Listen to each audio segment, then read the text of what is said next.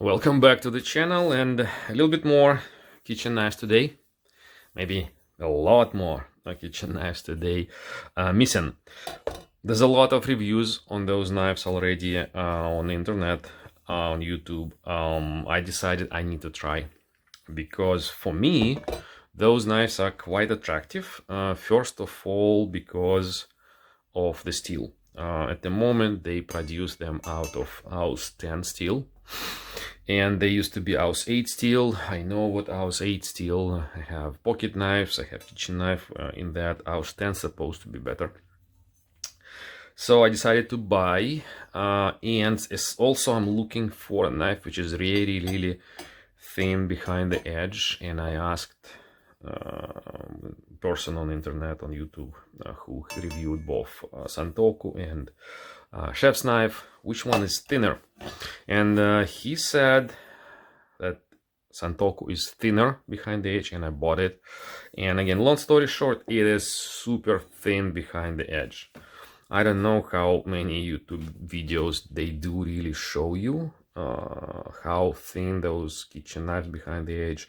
My primary focus is to kind of make sure that it is in fact super thin behind the edge, and this knife absolutely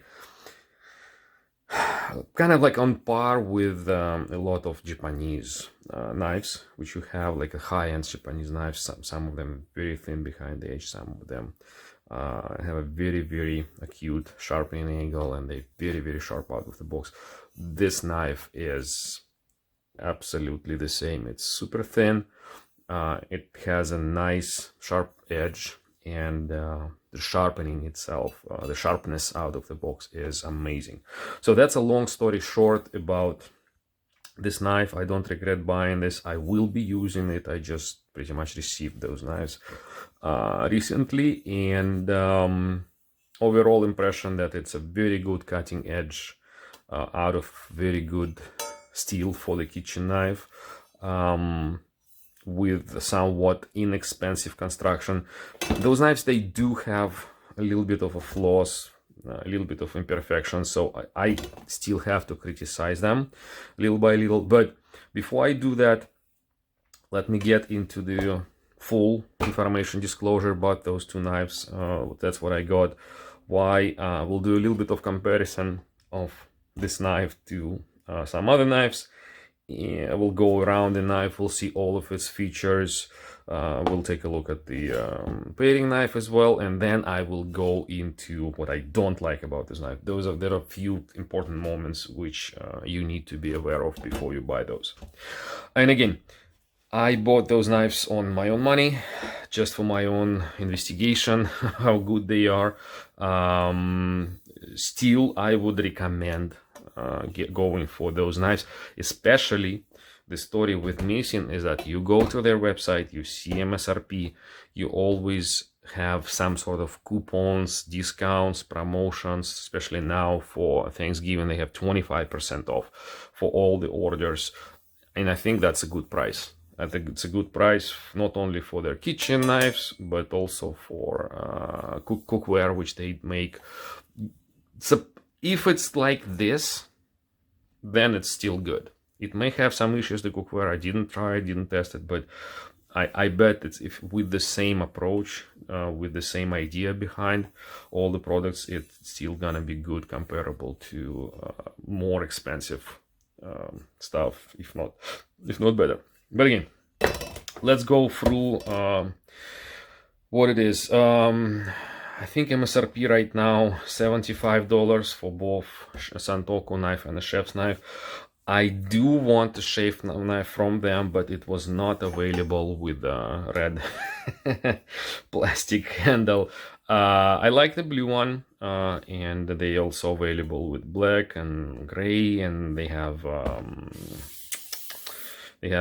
steak knives with more colors. But you know what? I think the blue is their like a primary color, flagship color, and it looks pretty good.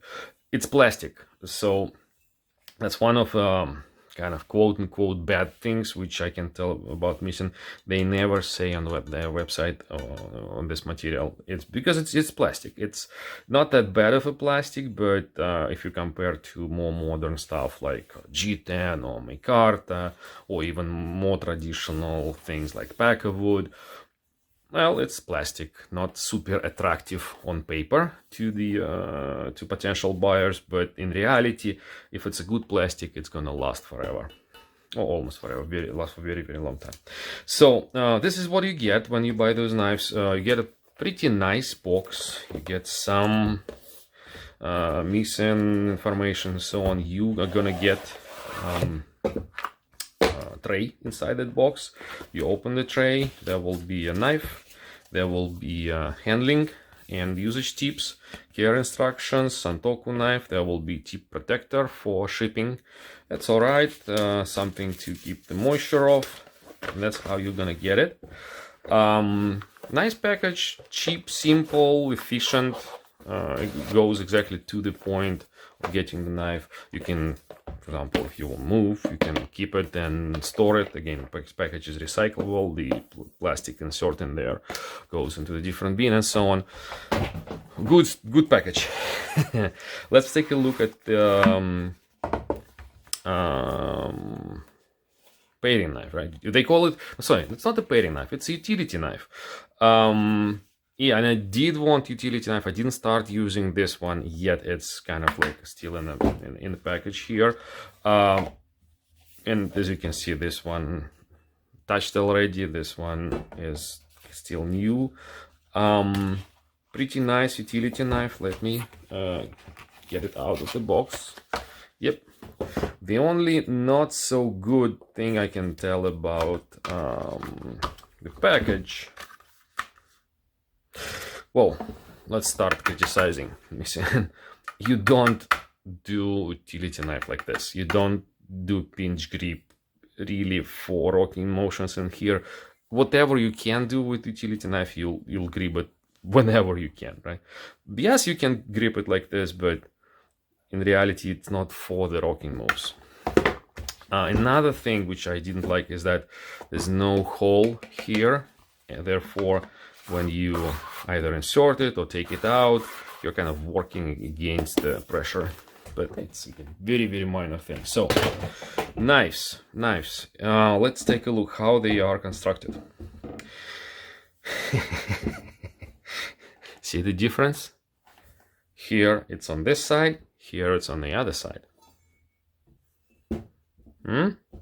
All right, anyway, what is good about those knives that they are forged. It means that you have a bolster, integrated bolster, right behind the blade, and then you can pretty much pinch grip behind the bolster. But if you kind of thinking why, those bolsters, they keep any type of food. They make very smooth transition from blade and the handle, and they keep all the food and small particles of food away from a handle, away from any possible gaps. So it's a very smooth transition from blade to the handle. Balance, of course, full tank on all of those knives, and a very simple handle with the plastic scales to metal or steel pins in here. A little bit of bird's beak or whatever it is for your pinky to feel it if you, for example, want to like a grip the knife. Not really functional from a control point of view, I should say. The handles are not super small, but just gives you an idea of where your handle is, where the end of the handle is, just so you can feel it. But other than that, nothing super bad about the handle. I just wish it would be a little bit more rounded, especially on the utility knife. Here it is rounded a little bit more. That's fine. Again, no rear bolster. That's okay. Very simple construction here. As you can see, satin finish. As you can see, first of all, before we get to the satin finish, as you can see, the bolster is angled. And the satin finish is done most likely by some sort of a circular disc, or whatever round disc, so you can see those setting lines. They're not straight, they're somewhat circular. That's okay, no big deal. I like satin finish, any type of satin finish. And the spine of the blade is rough, not rounded. Again, you can take care of that if you want to. The edge itself created pretty nice. Again, I'm very picky how the edge is creating. I'm looking at all of those knives which I'm getting through the magnifying glass, looking at how it's done. Pretty good and very sharp on both sides. A little bit uneven, just a tiny bit uneven, but it's nothing to say it's pretty bad. Tip is done pretty bad, maybe unfinished a little bit on one side, but on the other side it's pretty good. But also the curvature of that blade is like a small curvature for the Santoku, and then it kind of curves a little bit more towards the tip. It's okay, you still can control the tip quite well if you're working with this knife. For Santoku, the blade, what's good about this Santoku, I really like it, that the blade is very tall. And as you can see, let's try to measure that. It is almost 53 millimeters, right? And let's do a quick comparison, you know what, of this shape. So this is MISEN Santoku, so we really need to see it from this point of view. This is Arcos Santoku. See something similar? Angle bolster, bluish handle, also diagonal satin finish. That would be classic Santoku. Sorry, it's a little bit dirty. From Japan, that's Fujiwara Kunifusa. Very simple Santoku. As you can see, bird's beak here,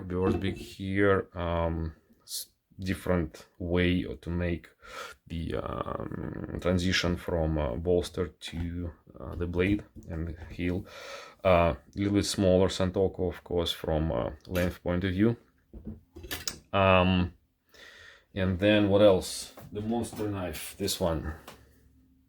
Probably, let's take this into the overall picture. As you can see, the difference is that non-angle bolster and the angle bolster here on MISEN knife. Chef's knives are usually a little bit longer than Santoku's. This one, Santoku, is good. And what else to say about comparison? Let's check on the sizes.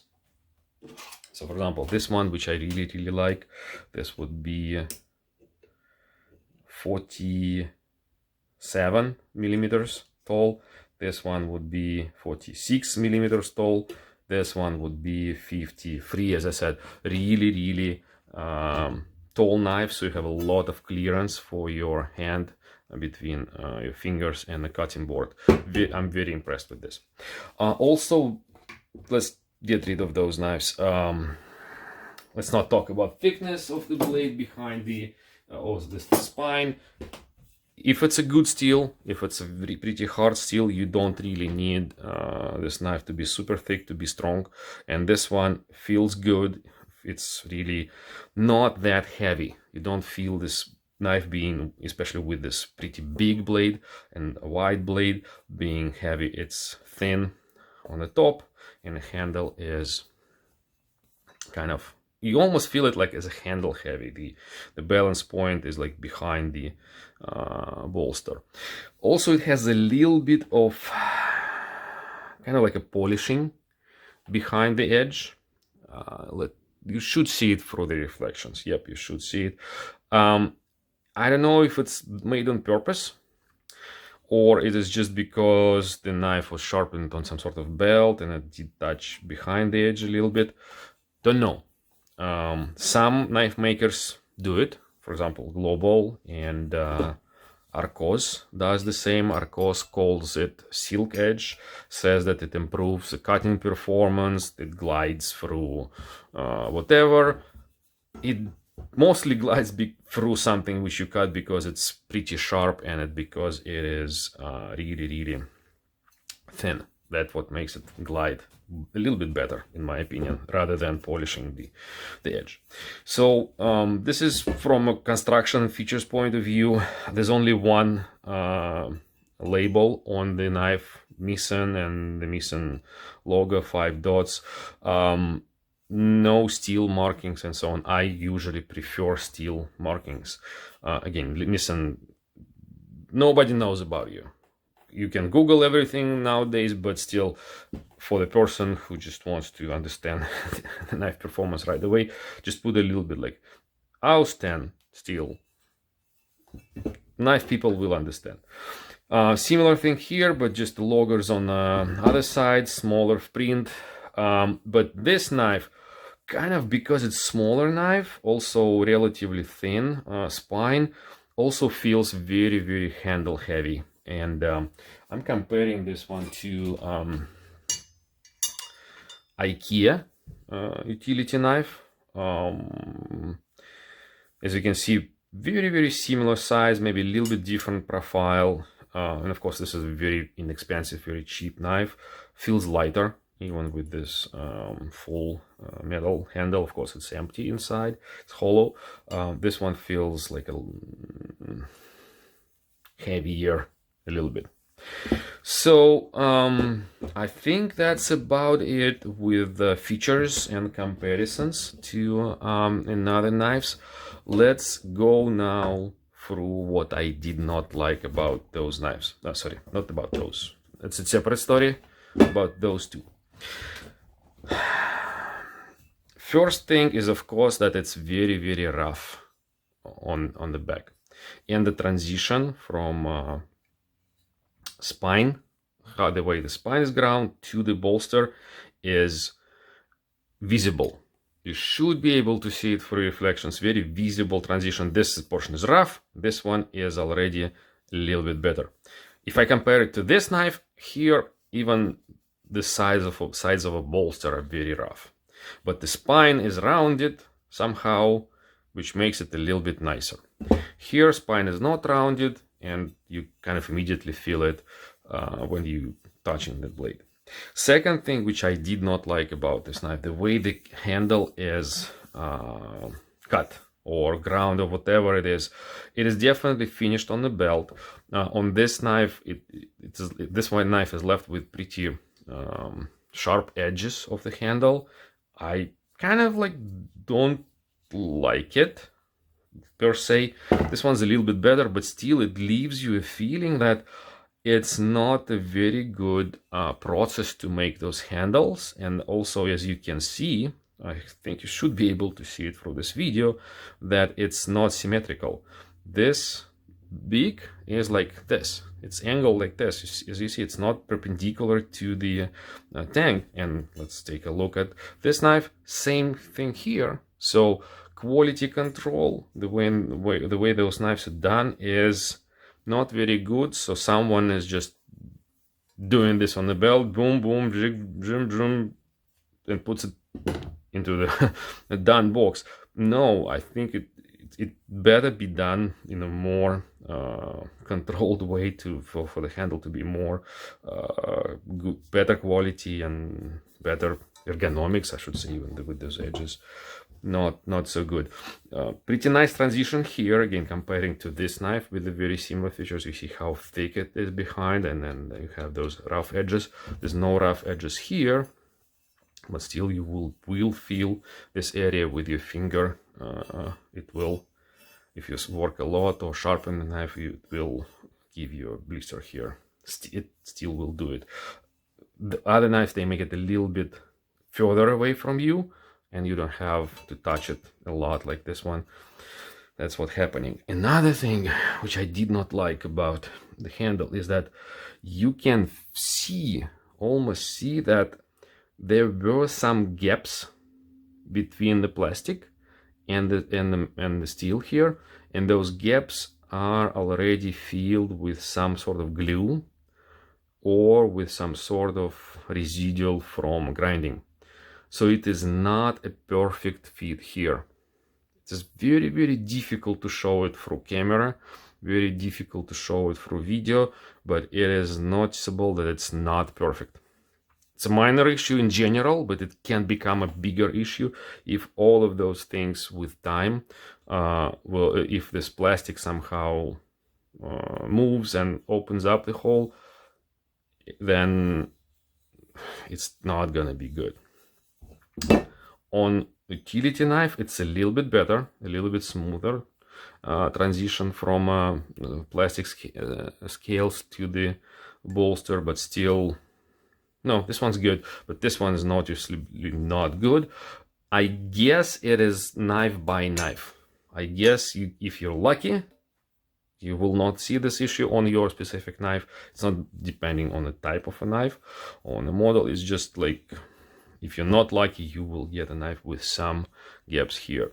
And then finally, speaking about the spine, if I look at the spine from this point of view, and also it will be very, very difficult for me to show it to you through the video camera.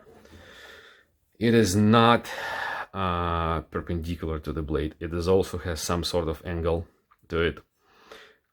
Slight angle, but you can see it. On this knife, on the paring knife, it goes like this to this side. So, and also, I can't say they are completely straight. Somehow, maybe they bend or curved a little bit in this area or in this area, and this knife is bent a little bit in this area, so it's not an absolutely straight knife. How to show it? How to show it through the camera? I don't know. It almost feels straight, but when you look at this, it just like, it's not. So, just the spine is not perpendicular, not straight spine. Okay, so what it tells us, it's a good steel, good grind, sharp edge, good overall construction from a design point of view on both knives. Execution, quality, average. What it tells us that when you buy those knives and you look at the website, don't expect those knives to be premium knives for the fraction of the cost. It's not what it is. It is not a premium knife. It's a very, very high performance knife. Good knife, good steel, good edge, sharp. But it's not a premium knife. So you will get what you pay for. You will pay around $50 for this knife. It's gonna perform for more than $50. If you pay $70, more than $70, it's gonna perform for more money than you pay for this, to be honest. But it's not gonna be a premium knife. If you want a premium knife, go something else. If you want Wusthof quality, Wusthof made in Germany, Icon quality, when it's perfect, yes, you would have to pay twice or maybe 3 times more for the Wusthof knife. It will be of regular steel, not Aus 10, but it still will be maybe better knife than this one. So that would be my conclusion on a MISEN. I cooked with this knife already. I didn't cook with this knife yet. I don't know what I'm gonna do with this one. I thought I'm gonna replace this knife, which is 10 years old, with this one. I didn't make my decision yet. We'll see. This one will stay in my kitchen. I will keep cooking with this because I still don't know how good edge retention is for Aus 10 steel. I know how good edge retention is for this knife. I know how good edge retention is for this knife. This is Aus 8, but this is Aus 10, and I want it to be a little bit better. We'll see. We'll see, and if I have something to tell about it, I will let you know. And by the way, yeah, this steel collects spots, stains quite easy. This steel collects spot stains even more. In my well water, So I don't expect them to be perfect, absolutely perfect. But anyway, that's my thoughts on MISEN knives. If you have more questions, let me know. In the future, I plan to buy MISEN chef's knife, but I want it to be with a red handle. I subscribe to their wait list. Once I get one day I will post a review. I will maybe, if I still have this knife, I'll make a comparison to this knife. I'll make a comparison to this knife. I don't know if their chef's knife is as tall as this one. If it is, that will be great. It's great. It's going to be great for performance. It's going to be great for getting food around, which you cut.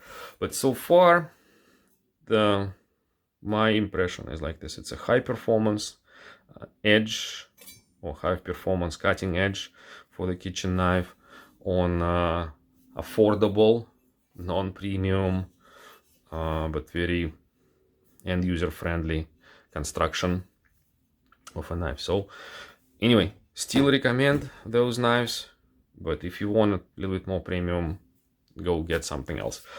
Thank you for watching, and as usual, questions, comments, comparisons, clarifications, I'll be happy to answer in the comments.